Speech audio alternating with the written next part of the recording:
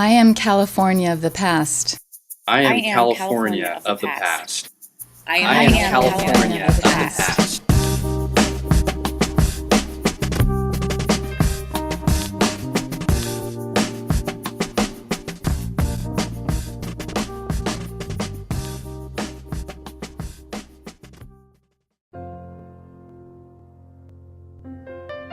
My name is Betty Reed Williams, and I grew up here in Alameda. My parents moved here when I was 10. Growing up in Alameda afforded me many different experiences. My first major experience for me was enrolling in John Muir Elementary School in estuary housing. I was 10, but I was enrolling in the 7th grade. The staff told my parents, because of my age, I could not enroll in the 7th grade. My parents said, "Test Betty, and if she does not pass your test, then you can put her back." I was tested in their 9th grade, and I passed. That was my first experience of racism. I was in my 20s before I realized that I was brought up in a segregated area. I pictured the projects, and that was true. When you entered the projects, the whites lived on Singleton.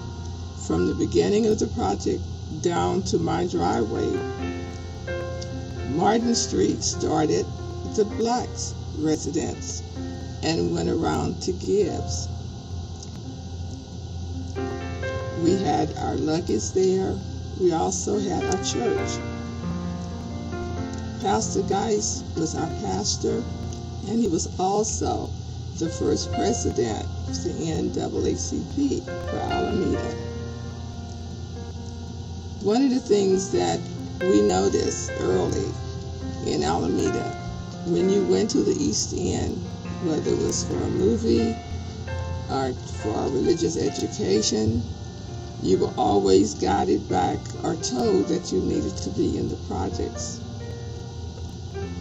If we were walking, we were picked up by the police and carried back to the projects. So we always were reminded that we belong on the West End. We went to Alameda High during the summer for summer school, not because we were behind in our classes, but many of us just wanted something to do. That was a very different experience. We were called niggers and told we did not belong at Alameda High. I believe that's one of the reasons Encinal was built, so the blacks would no longer need to go to Alameda for their education.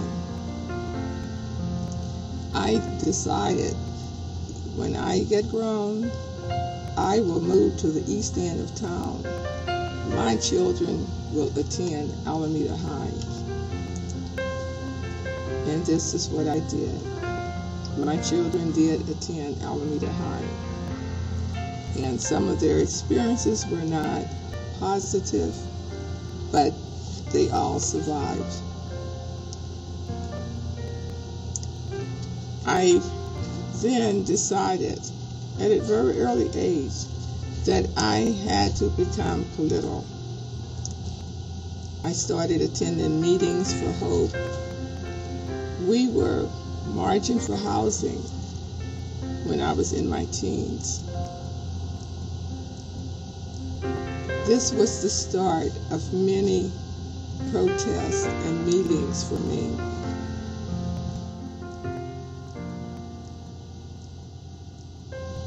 Through our Hope organization, every year on New Year's Eve we had a house calling. 3 homes were open in the city, and we would always work to have a Black home so that we could all learn from each other. This practice was carried on for years. In 1992, we had an incident with our police department, racial slurs on the computer. One was, let's dress like the Klan and make checks at the bar. We, as a group, went to the grand jury, we went to Sheriff Palmer, we contacted the FBI, we went to the city council, all was in vain. Out of this incident, we really realized that we did not have justice.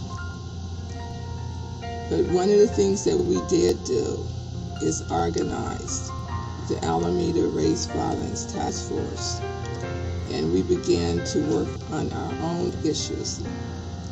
It was out of that movement that we learned how to do research and how to really work to better ourselves and also to help others in the community. I am also president of Church Women United. We have, over the years, worked to better our community, working through the shelter. We work with abused women. We also work with Fairmont Hospital to work with those that are less fortunate and is really in need of help. It's a very friendly, loving, family type community.